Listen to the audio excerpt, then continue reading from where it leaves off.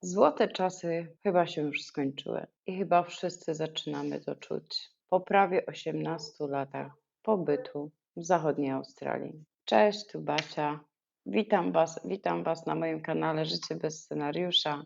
Dzisiaj wróciłam ze śniadania wielkanocnego u mojej córki. Było naprawdę pięknie, spokojnie, tak rodzinnie. Z moją wnusią, drugą córką, z zięciem. Spędziliśmy fajny czas przy stole wielkanocnym. Rozmowy, modlitwa, tradycja. U nas w rodzinie oczywiście jest żurek ze święconki, jajka, ciasta. Ja przed chwileczką tutaj opałaszowałam, nim, nim zaczęłam nagrywać do Was. Zrobiłam sobie jeszcze kawkę z zajączkiem wielkanocnym. Tutaj Wam puszczę nasz stół wielkanocny. Sami zobaczcie, fajnie. Fajnie było śmiechu, było. W Australii jest taka tradycja, że dzieci szukają jajek w ogrodzie.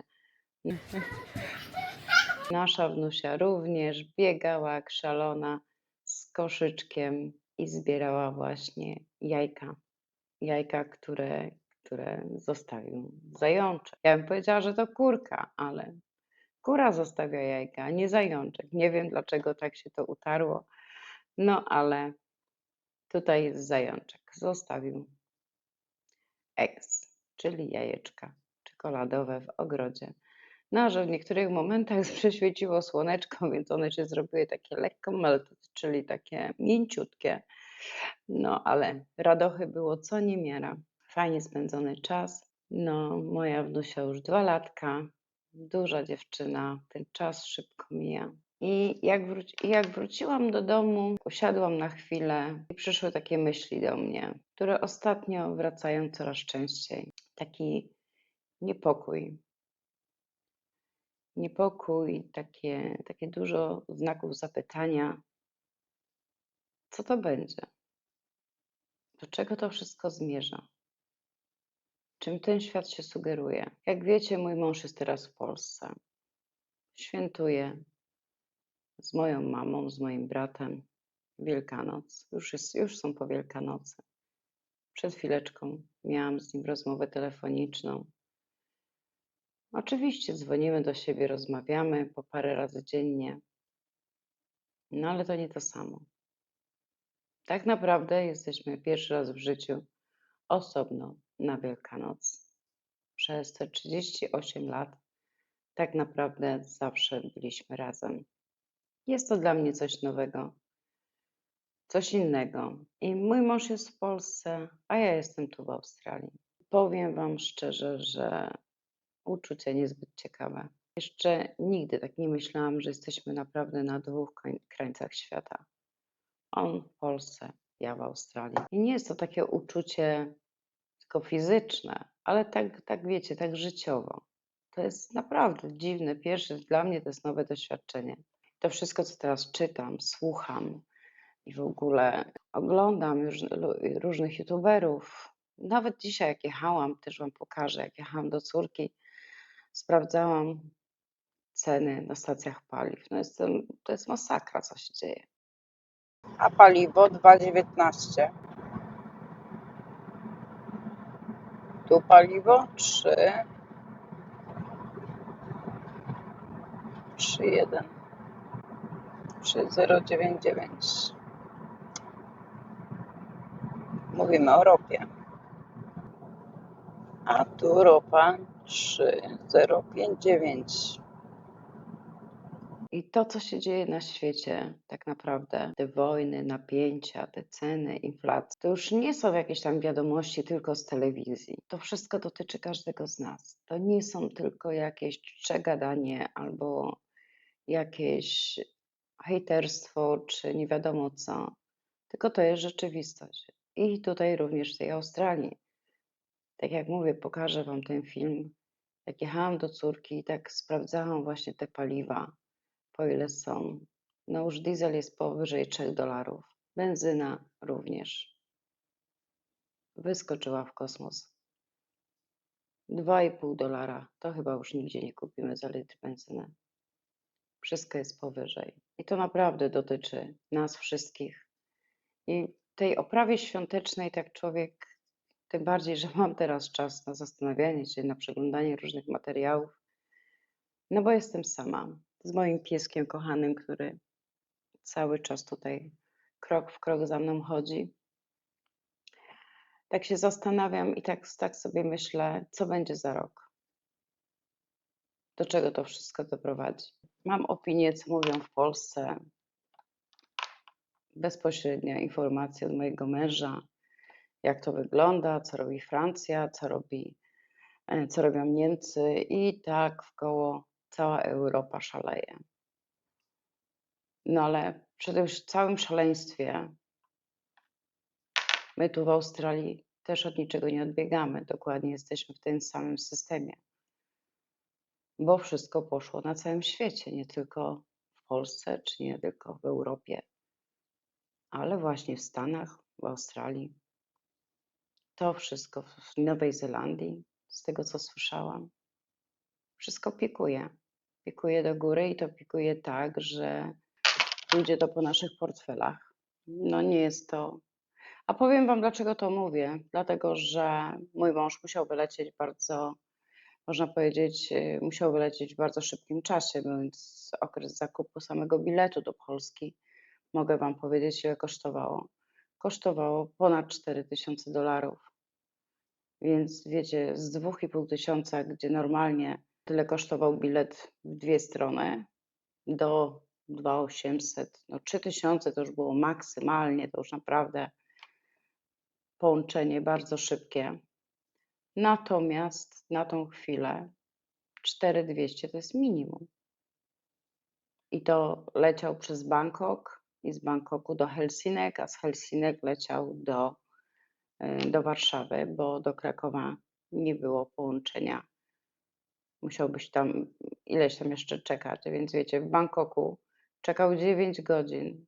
No, współczułam mu, naprawdę mu współczułam, no ale nie było innego wyjścia. Fakt faktem był to bilet kupiony last minute. No ale 4200 niecałe żeśmy zapłacili za bilety właśnie do Polski. W dwie strony oczywiście. Droga powrotna jest troszeczkę inna, bo jest przez Warszawa, Helsinki i Hongkong. Bo singapurskie linie były wszystkie zabukowane. Nie było lotów znaczy były loty, powiem Wam, jak żeśmy szukali biletów, to były przez Dubaj za $900. No mogliśmy skupić taki bilet i zaryzykować, bo były takie możliwości, no ale no niestety mojego męża już nie ma 2 tygodnie i jeszcze parę tygodni go nie będzie. Wiecie, i taki bilet się kupuje i to nie tak jak kiedyś 22 godziny już byliśmy w Europie, w Polsce i to byliśmy w Krakowie. Teraz nie. Przelotu tam było chyba 33 godziny leciał. Więc wyobraźcie sobie. Dobrze były jakieś przesiadki, bo jakby tak trzeba było. Do Anglii też bezpośredniego nie mogliśmy dostać. Wszystko było, jak to mówią tutaj, full booked. Nie było biletu. A pamiętam czasy, kiedy to wyglądało wszystko inaczej. Naprawdę inaczej. I to nie tak dawno. Mój mąż był w zeszłym roku w maju. Też był w Polsce. Na miesiąc czasu. I bilety żeśmy kupili też, można powiedzieć, takie last minute. I też, ale wtedy żeśmy płacili chyba 2700 last minute. A wiesz, można było, jeżeli ktoś planuje wyjazd na przykład do Europy czy do Polski, to można było kupić bilet za 2500 z wyprzedzeniem. No wiadomo, last minute to jest last minute. Było łatwiej, szybciej i jakoś tak spokojniej.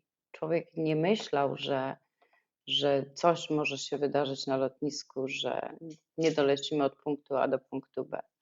Na tą chwilę nic nie jest powiedziane, że powrót będzie spokojniejszy.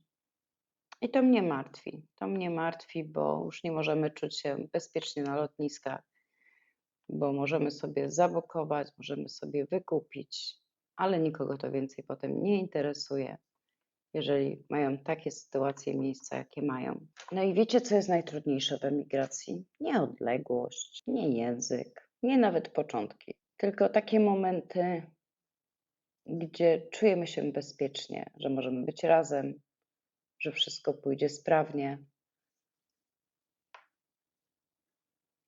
No właśnie, emigracja zmieniła całkowicie oprawę emigracji. Kiedyś człowiek emigrował z różnych przyczyn, w różnych okresach życia. No ale na dzień dzisiejszy to jest trochę tak naprawdę, moim zdaniem, no nic nie jest pewnego, nic nie możemy uznać za pewnika, no bo nie da się. Świat oszalał, ceny oszalały. Czy jest gdzieś bezpiecznie? Ale czujemy co? Na tą chwilę czujemy to, że coś nas omija? No tak, omija nas. Omija nas pewność siebie. To jest moje zdanie. Bo człowiek przyjechał tutaj, nieważne, czy jesteście w Polsce, w Kanadzie, w Stanach, w Niemczech, w Anglii, gdziekolwiek, w Bułgarii. Nawet nie jesteśmy w stanie się jakoś zabezpieczyć, żebyśmy się czuli bezpiecznie. Na tą chwilę nie. I mam takie świąteczne, nie wiem dlaczego, ale człowiek zawsze mówi, żeby mieć nadzieję, że nic w życiu nie dzieje się przypadkiem, że tak ma być, że widocznie, no nie myślałam, że doczekam takich czasów, no. Przeżyłam komunę jako dziecko. Oglądam różne osoby, które właśnie chcą być niezależne, kupują domy do remontu i właśnie z myślą o tych niepewnych czasach, co ma duży sens, moim zdaniem. Czy ja się czuję tu w Australii bezpieczna? Na tą chwilę jeszcze tak, ale martwię się o Polskę, bo mam tam rodzinę, przyjaciół, znajomych. Tym się martwię, bo tak naprawdę to zaczyna tak nas tak krążyć. Chociaż czy długo będzie Australia bezpieczna, też tego nikt nie wie. My mamy tu inne zagrożenia, innych najeźdźców, którzy mogą dokonać różnych nieprzewidywalnych sytuacji, doprowadzić do różnych nieprzewidywalnych sytuacji. No a ja teraz siedzę sobie tak właśnie z pieskiem w domu. Cisza, spokój. No i próbuję dla Was nagrać ten film. I coraz częściej, i tak siedzę z tym moim pieskiem i tak mówię, coś Wam nagram, ale o czym? Tak mówię dzisiaj, siedzę i tak myślę, czy to jest, co tu się wyprawia. I coraz częściej mam takie poczucie, że te złote czasy już minęły. Myślę, że minęły, że nie będzie łatwo. Już nigdzie.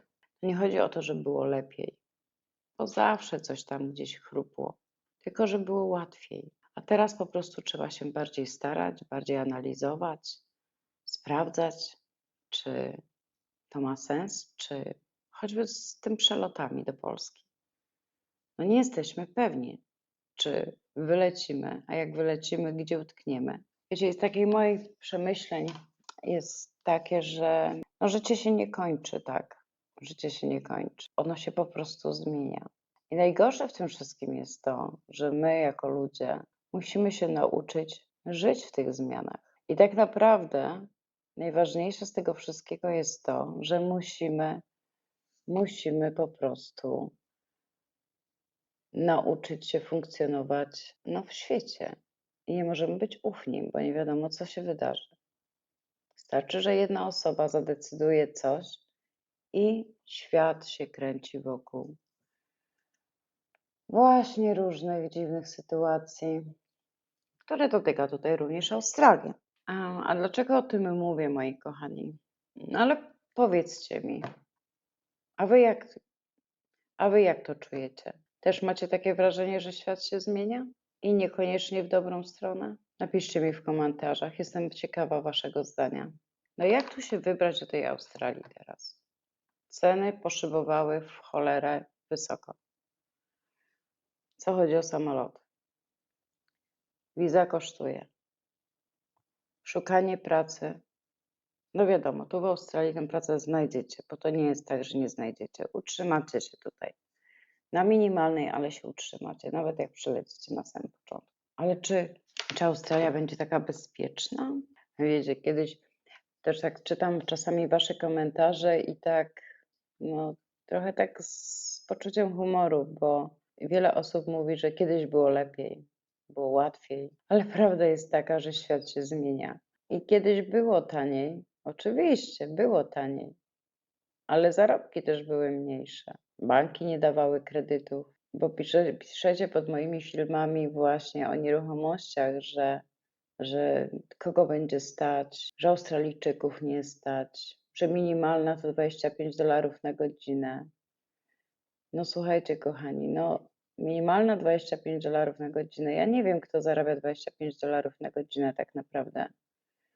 Zarabiają może dzieci, studenci, ale jeżeli masz permanent resident, czyli pobyt stały, no to na pewno nikt nie zarabia $25.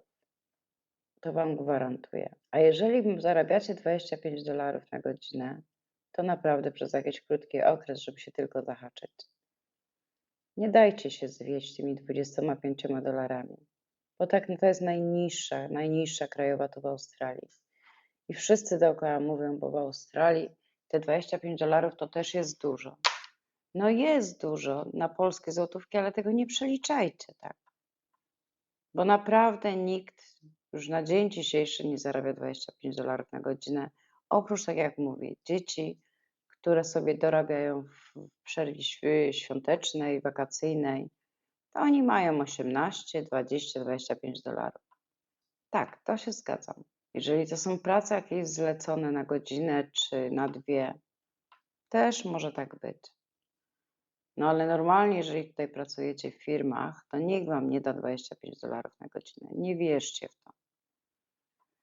Przynajmniej tu w zachodniej Australii nie słyszałam, żeby ktoś zarabiał $25 na godzinę w dzisiejszych czasach. $30 na godzinę to jest minimum, gdzie pracodawca daje. Ja mówię tutaj w zachodniej Australii. A jeżeli jesteście na carzu, czyli na takiej umowie o dzieło, czy umowa zlecenie, coś takiego, to pracodawca do tych $30 jeszcze wam dokłada 25%, dlatego że jesteście właśnie na tym kontrakcie umowy zlecenia. A jeżeli jesteście na kontrakcie, czyli macie kontrakt dwuletni, czy roczny, czy półroczny, to wtedy no już jest stawka, która obliguje was do tego, że pracujecie od do. No i oczywiście czytam, słucham tych różnych youtuberów i powiem wam, że no takie bajki czasami opowiadają, że po prostu nie wiem, czy to tylko z mojego punktu widzenia tak jest, czy nie, ale większość ludzi mieszkających w Australii jest zachwycona Australią, ja również. I mówię, chociaż sytuacja na świecie mnie przeraża i jestem lekko panikarą, co chodzi o takie informacje, tym bardziej czytam o tych różnych waszych punktach, pytaniach. Dlaczego? Bo Australia, bo to, bo tamto, taka ciemna strona, same minusy. No nie są minusy, powiem wam. Po co? Bo my w Polsce mamy już teraz wszystko. No pewnie, że tak. Polska ma wszystko, ale tylko w tych dużych miastach. Nie na wioskach, nie na bocznych uliczkach. No kochani, nie jest tak. Wierzcie mi, że tak nie jest. I jak ktoś mi pisze w komentarzu, a mam teraz obecne zdjęcia właśnie od mojego męża, który tak dużo z was mówi, że Polska tak się zmieniła, jest tak do przodu. Ja nie mówię, że nie. Duże miasta są piękne. Natomiast idziecie na boki i jest to, co było. To, co wyjechałam 18 lat temu, dalej tak jest. I mówię o różnych miejscowościach. Nie mówię tylko o moim miejscu, tam gdzie ja mieszkam, na Śląsku. Bo jak się wyjeżdża już poza Warszawę, to już też nie wygląda to ciekawie. Jak się wyjeżdża poza Kraków, też już to nie wygląda ciekawie. Więc ja nie byłam już kilka lat w Polsce. Mój mąż teraz obecnie był w ciągu roku 3 razy i ale mam bieżące informacje, tak? Mam bieżące informacje moich bliskich. Mój mąż był w grudniu w zeszłym roku, był z moją córką i z moją wnusią w Polsce i byli na przykład w Zakopanem. No piękne miejsce, no jak namalowane, jak na obrazku, na Kopówka. Piękne. No ale jak już pójdziecie troszeczkę w bok, to już nie jest tak pięknie. Same góry nasze są piękne, to fakt. Więc wiecie, dzisiaj mam takie miszmasz, filmik o wszystkim i o niczym. Też oglądałam ostatnio takiego chłopaka, który przyleciał tutaj do Perth. Bardzo mi się podoba, bardzo młody taki, Mateusz ma na imię. I bardzo serdecznie go pozdrawiam za odwagę, za poczucie. On przyjechał na Working Holiday Visa prawdopodobnie. Nie pytałam, ale prawdopodobnie tak. I chłopak sobie świetnie daje radę. W ciągu tygodnia znalazł pracę i to na FIFO, czyli fly in, fly out, czyli pracuje na kopalniach. Idzie, idzie. Więc czarny scenariusz.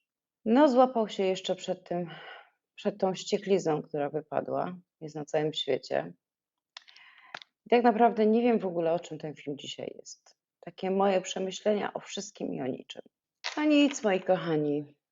Życzę Wam jeszcze wesołych świąt, spokojnych, jednak spełnienia wszelkich marzeń i wszystkiego, co najlepsze. Życzę Wam spokoju, naprawdę spokój. No i oczywiście smacznego jajka i mokrego dingusa. Mam nadzieję, że nie będzie padać z nieba. Dziękuję za oglądanie. To było Życie bez scenariusza. Do następnego. Bye.